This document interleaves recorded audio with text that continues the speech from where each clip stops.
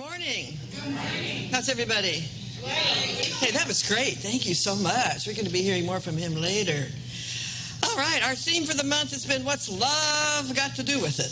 Everything. What's love got to do with anything? Money, relationships, everything. And today, health. You know, we live in a rather cynical world where a lot of people would say love doesn't have anything to do with anything, but it is the foundation for everything that's good in our life, everything that grows, everything that evolves, everything that increases to the betterment of ourselves and our world. That's love in action. If God is love, then love is God in action, yes? Yes. All right. So today we're talking about health, but I'm not speaking about health as an absence of disease. I'm speaking about the word vitality. I mean, when you say it out loud, vitality, you just feel the energy, right? It moves, it's dynamic, it's spirit. That's what vitality is the visible evidence of spirit in form. So it's a spiritual condition in us, and it's also a spiritual quality that is embedded in our DNA. It's in there. It's behind everything else, and it's always attempting to break through our psychology, our little beliefs, our limited ideas, to revitalize our life, beginning with the physical self. And so today we're going to really look at this. Vitality is the distinction between surviving and thriving. You know, there's kind of a fail-safe mechanism in place for human life that you'll survive if you just keep breathing and eating and doing those basic things. But to thrive is something else again. To thrive is to awaken the vitality that's within us, and that's our spirit. So vitality is contained in the love of life itself, which is a perception. And it's a perception despite what is going on in our life, despite what we may be temporarily experiencing, even illness, that there's something underneath it, behind it, that's still happening. It's the life force. It never stops, it never withdraws, it never withholds. It's always moving. When I lived in Canada, in Alberta, in Calgary, I lived across the street from the Bow River. And the Bow River starts up in the Rockies and flows down through the province of Alberta and on into Saskatchewan. It is a very fast-moving river, a beautiful river. But in the wintertime, it freezes. And it's really interesting because it'll freeze overnight. One day it's flowing, and the next day you look at it and you can walk across it. And sometimes it's so fast it freezes in little waves. You can see where it was moving. But the point is, all the while that it appears to be static and frozen, underneath it, it is moving. Underneath the ice, that river is still flowing. Have you noticed our beautiful tree in front that's blossoming? A couple of weeks ago, it was absolutely bare. And I looked at it one day and it was like, flowers. Amazing. But that's the life force. That's the vitality that we're speaking about this morning. It's in the thing.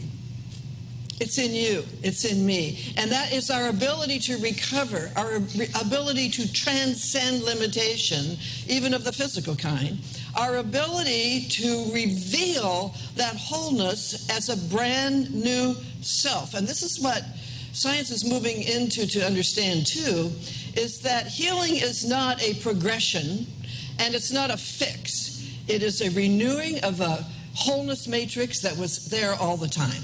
It's a reappearance of wholeness, right? That's the spiritual healing, and it's actually how it always happens. Okay, so this vitality that's in the river, that's in the tree, is the same vitality that is the source of our health, our physical health. Now, here's a point. Healthy people sometimes get sick, right? Most of us are healthy, but sometimes we get sick. And sick people get well, yes? All right. So sometimes we get sick due to stress, usually stress in this Western culture. Sometimes a little bit of lack of self-care. We've been taking care of everybody else and worrying about everybody else, but not ourselves, right? And what happens? What do we say? My resistance was down. Well, what we should really be saying is my vitality was down. My natural energy, I had allowed it to dim a little bit. So we want to ask ourselves, how can this vitality be reclaimed? And the answer is, drum roll please. I mean it. Love. Oh, thank you. That's vitality, all right. Drummers have a lot of vitality. Okay. So I'm going to ask you, how much of your conversation is sprinkled with the words I love? I love chocolate. I love flowers. I love babies. I love laughter. I love people. I love food. I love music. I love jazz. I love all kinds of stuff, right? So one time when I was a student in this teaching, I was doing something like that. And this woman in the center said to me, no, Carol, you don't love butter. You like butter. I said, you don't get it. I love butter, right? I know love when it's real in me, right? So love is a kind of a deep appreciation for something. It's kind of glad you're in my life kind of feeling, you know? Whether it's a person or music or colors or things or laughter, you're glad it exists. That's really a kind of love. It's a welcoming into my life. So we asked this a couple weeks ago. I'm going to ask it again, and I want you to think about this week. What would you welcome in your life? You may have some of it now, but what would you welcome as an increase, an evolution, an expansion in your life? So in human relationships, vitality is certainly important. A vitally alive person will invariably have a long list of what they love about their partner. Does that sound familiar? Or not? Right? See, someone who's on the downslide of vitality will more likely know what they don't like than what they do like. They might be complaining a lot or judging, or it could be just fear. It could be worrying. That can cause a breakdown in our energy system as well. So I said this in class the other night. Disease does not always become a physical illness. Disease will affect our prosperity. It'll affect our relationships. It'll affect our business. It'll certainly affect our world, the global situation, which we're going to talk about next week. What's love got to do with the world? But disease is not a thing. It's a temporary fluctuation in energy. Okay? What we do is we learn in this teaching to manage energy. You know, sometimes, have you ever turned on a device and it just didn't work and you thought, I got to get a new one, a toaster or something, and then you realize you hadn't plugged it in? Yeah. In Hawaii, they have a saying, they say, plug them in, because that means go back to the source, you know, get real with yourself, plug it in, reconnect with the power. Okay, the power's in us. So part of the healthy lifestyle is managing energy. Now, in this teaching, we don't tell you what to eat.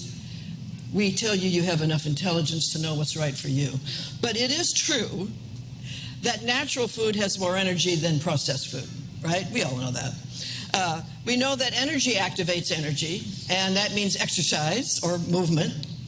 But what is the greatest of all energy activators, rather? Come on. Yeah, love. Should ask for another drum roll then. So if God is love, then love is God in action.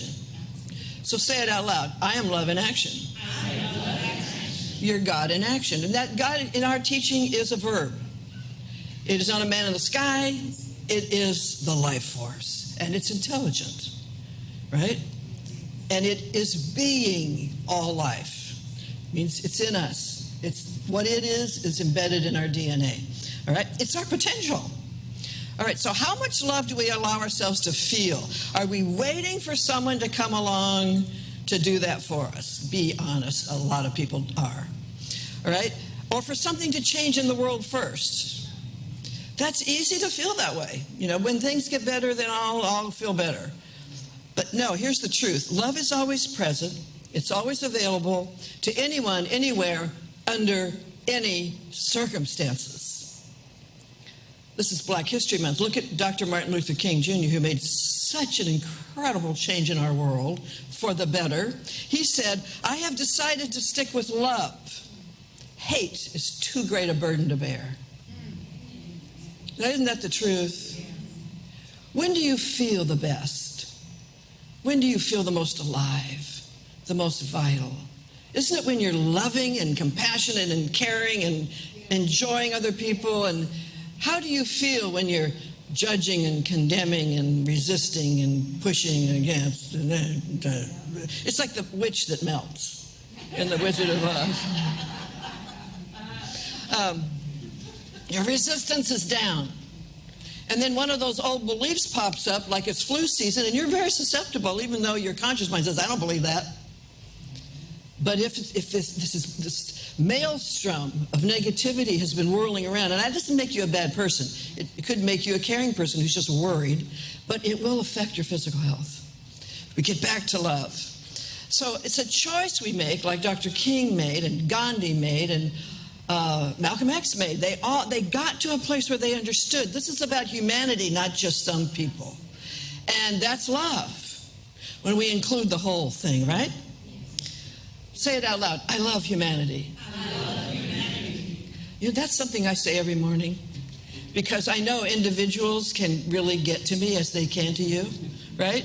And I have to remember, this is a shared experience of being human. We're all in this together. Together we prosper. Together we make a huge difference. So, I want to make this point. Nobody chooses to be sick. You know, our teaching has gotten a bad rap because people say, "Oh, you say I caused my cancer." No, I would never say that to you. Ever. Or people say, "What's in your consciousness?" I would never say that to you. I would help to unravel perhaps some beliefs. But here's the thing. We're pretty complex beings, and our subjective mind holds a lot of ideas in it, a lot of hurts, a lot of impressions. And sometimes they reveal to be healed. They get revealed to be healed. That's what's happening in the world right now. All of our gunk is revealed to get healed because we needed to have these conversations we're starting to have, right? It's the same thing with the body. So this is why when something gives you, they give you a diagnosis, you can say, "Well, thank you. Now I know what I have to do. Get back to love. Now I know what's going on in me." And that is a temporary manifestation of energy. It is not a thing. Ernest Holmes said, you can heal anything if you reduce the thing to a thought.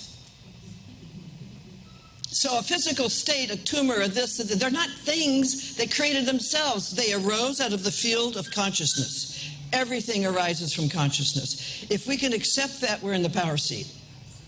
If we attribute cause to anything else, we're susceptible to that outside thing, right? This is a deep study, and more and more science and medicine are coming on this page and saying, yes, how you think, what you believe, your moods, your emotions, they all contribute to the state of your body. All of them do, okay? I remember when I was little, that when I didn't want, like, I was afraid to get on a train once because we were taking a big trip. And the night before, I had the most terrible stomach ache. It was enough that my mother was thinking about canceling the trip. But then when we got up in the morning and I got excited about my new shoes I was going to wear, it just went away. It's the same thing as if, I remember this one time in Kona when I was a newly divorced young woman, and there was this guy I really wanted to date. I finally got his attention. And he called me and asked me to go out. Oh, I was so excited. But I was also in the middle of cleaning out the attic. We had a little attic in our apartment. And as I opened the door, this picture fell out, this framed picture fell out and hit me right in the mouth. And I mean, like, swelling. And there, you know, I'm going out that night. I was very new to this teaching. I stopped and I said this: never happened, never happened, never happened, never happened, whole and complete, never happened. I went to work, forgot about it. When I got home, there was nothing there. because it never happened in my mind. Because what I wanted was to go out with that guy more than I wanted to have a bum lip, right? If that sounds a little convoluted, it really isn't. It's cause and effect, cause and effect. And we forget how powerful our mind is, how powerful it is. So, if you're having some health issues right now, fill your mind with love. First of all, the love of God, Spirit, Source, however you refer to it. The love of life, just being alive. A love of your body. Praise your body. Even with what you don't like about it, just like, wow, look what I made. Praise that. Sing the praises of this beautiful world. Make a list of what you love. Be happy and cheerful despite the condition that the world is in right now. The river is flowing and it runs through you. I thought today, to lead us into treatment, I'm going to read this poem by John O'Donohue. And if you could play some of that music you did for the opening treatment, that slow, beautiful stuff, you might want to close your eyes. This is a poem about coming out of limitation and starting over. And that could be coming out of a sickness, coming out of a broken heart, coming out of fear for the world, but making that move and starting something new. And he said, in out-of-the-way places of the heart, where your thoughts never think to wander, this beginning has been quietly forming, waiting until you were ready to emerge. For a long time, it has watched your desire, feeling the emptiness growing inside you, noticing how you willed yourself on, still unable to leave what you had outgrown. It watched you play with the seduction of safety and the gray promises that sameness whispered, heard the waves of turmoil rise and relent, wondered, would you always live like this? Then the delight when your courage kindled and out you stepped onto the new ground, your eyes young again and with energy and dreams, a path of plenitude opening before you. Though your destination is not yet clear, you can trust the promise of this opening. Unfurl yourself into the grace of beginning. Unfurl yourself into the grace of beginning that is at one with your life's desire. Awaken your spirit to adventure, holding nothing back. Learn to find ease in risk. Soon you will be home in a new rhythm, for your soul senses the world that awaits you. And so we move into the awareness that those words are about us, that the one life that is being all life, present right here and right now, has spoken through this beautiful poet to our heart, to our soul. It says, wake up, revitalize your mind with love and joy and promise and optimism and enthusiasm. Love God with all your heart. Love life with all your heart. Love all other people wholeheartedly. And let the joy rise. Let it rise.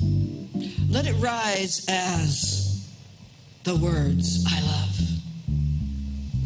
There is within each and every one of us a vitalized center of God's consciousness, and it says, I am this one. This is my beloved, in whom I am well pleased.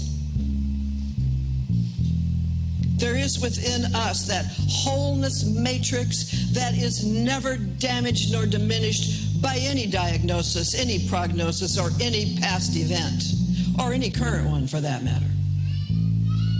That wholeness matrix is ageless, birthless, deathless, changeless. It is constant. It is the light, the Christ within. And it illuminates the mind as we call it forth. And so today we command our mind to be filled with the hope and joy and promise of new beginnings. And we say within ourselves, I am whole, I am complete, I am healthy. My body is a vitalized center of God's consciousness. My body is pure intelligence made manifest. It knows exactly how to recreate that wholeness again and again, nanosecond by nanosecond. And I never doubt the efficacy of my physical self. I love and praise the life force. I give thanks for it. I see it everywhere. I acknowledge it in every pair of eyes. I bow down to it, and I am blessed by it. And so with this idea of vitality coursing through our veins, we are brand new. Remade again in the image and likeness of Spirit. And we simply say it is done, it is so, and so it is.